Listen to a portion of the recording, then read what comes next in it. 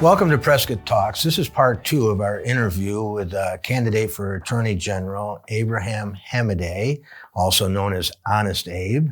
And I'm going to start with having him give us a little review of his qualifications for this office. So, Abe. So I'm a former prosecutor at the Maricopa County Attorney's Office. I've done dozens of trials, but besides just being a prosecutor, I'm an Army captain and intelligence officer, and I just returned from a 14-month-long tour to the Middle East. But I look at the qualifications right now. It's really about choosing somebody who actually gets what's happening. And I tell folks, our country's at war, and we're being ambushed every single day, and you need a fighter.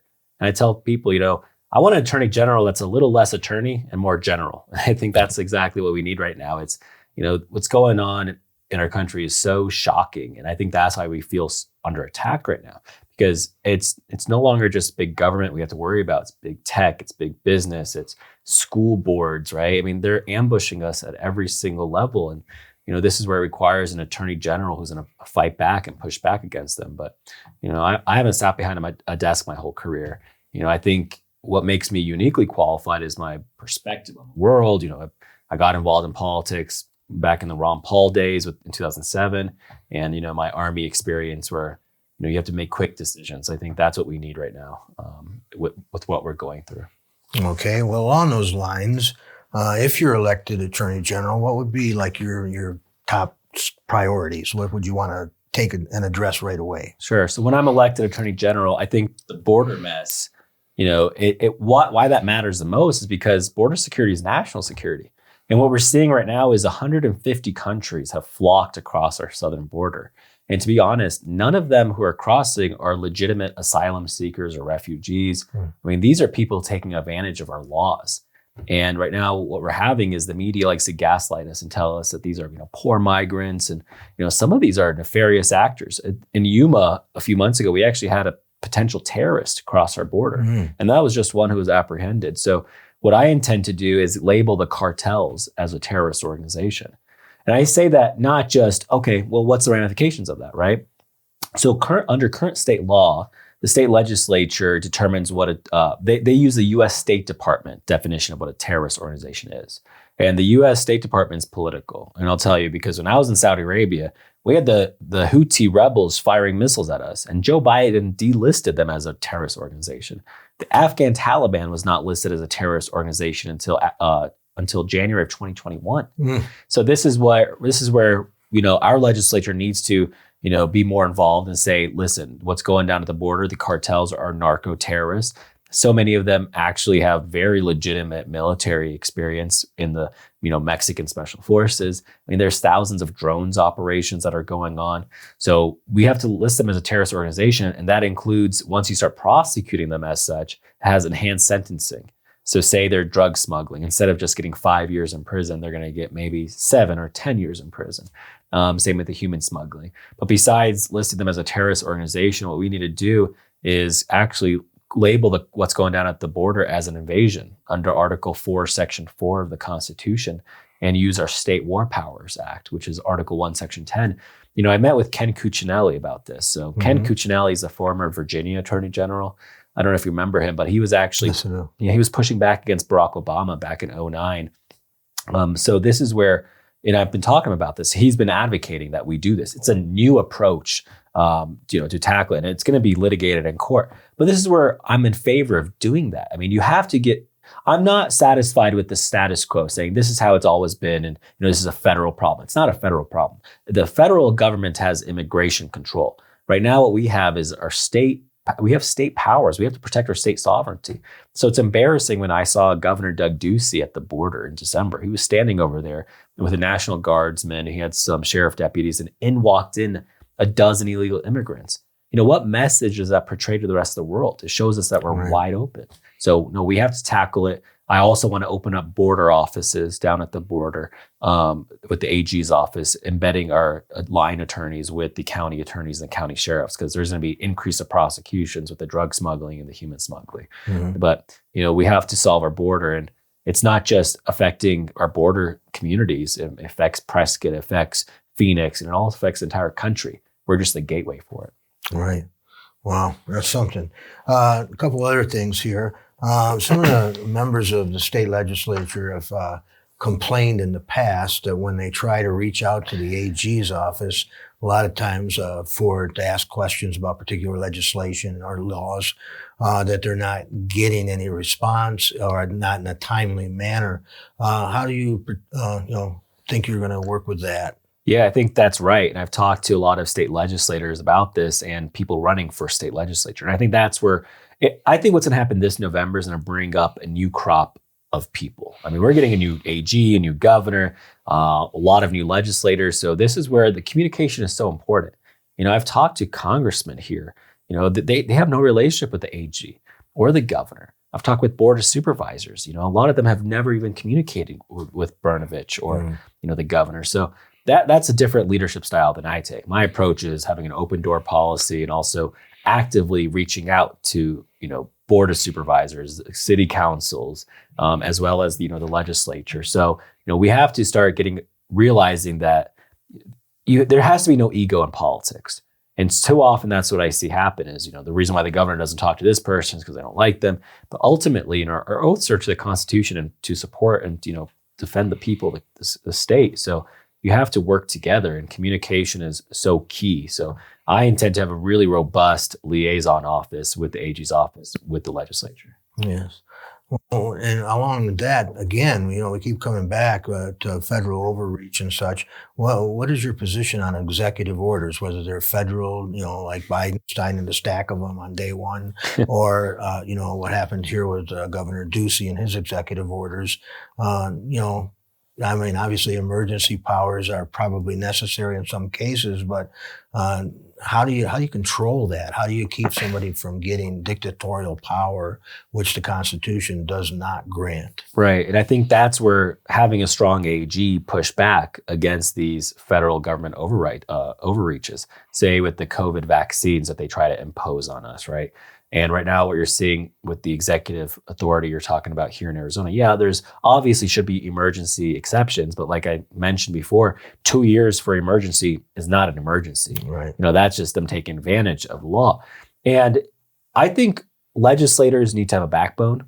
I think they have to realize that they're the branch closest to the people.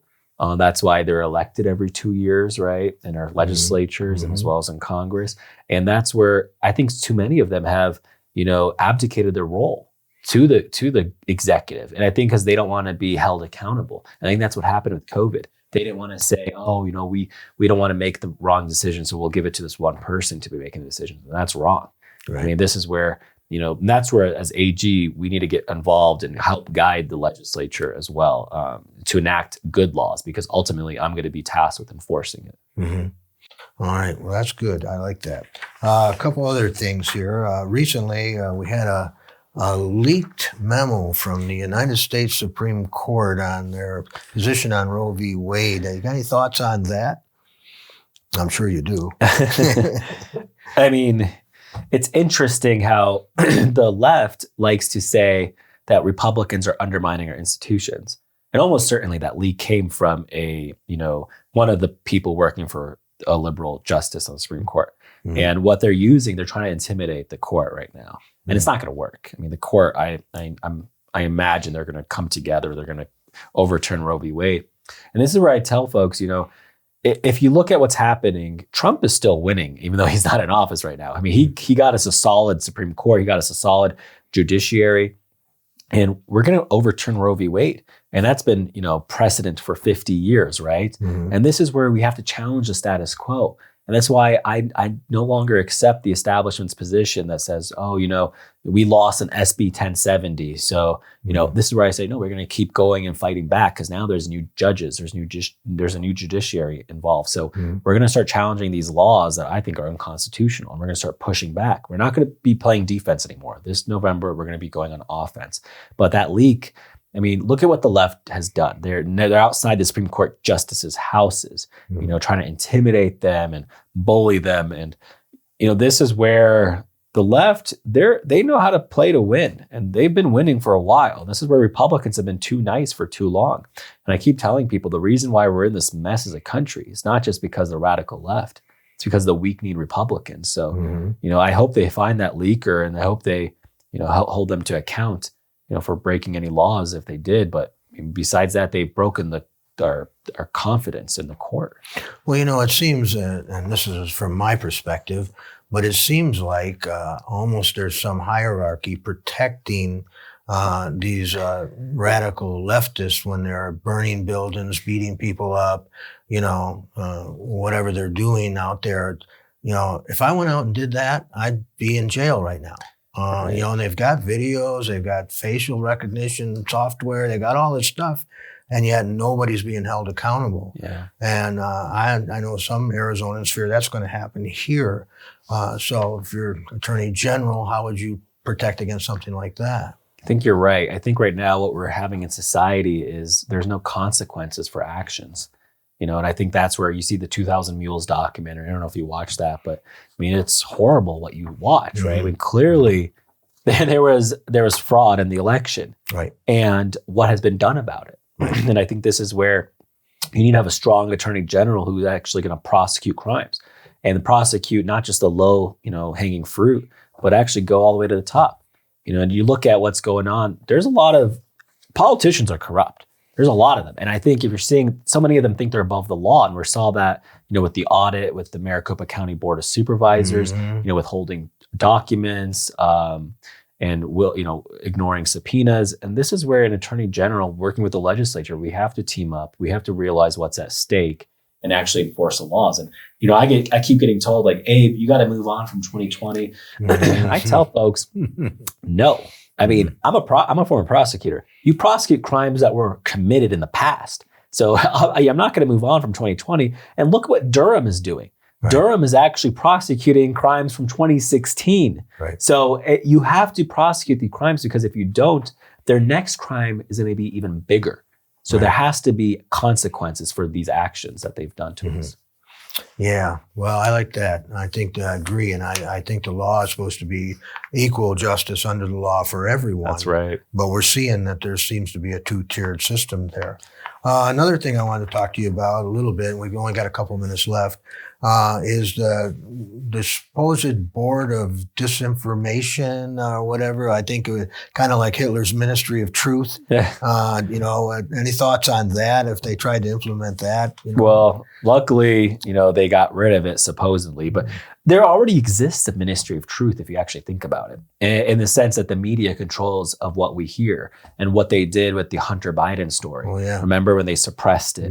What they're doing now with this Durham probe, with Hillary Clinton, it already exists. I think what was so blatant, was so offensive, was how open they were with it, putting in the Department of Homeland Security, using this radical leftist. So the biggest proponent of disinformation has been our government for so long.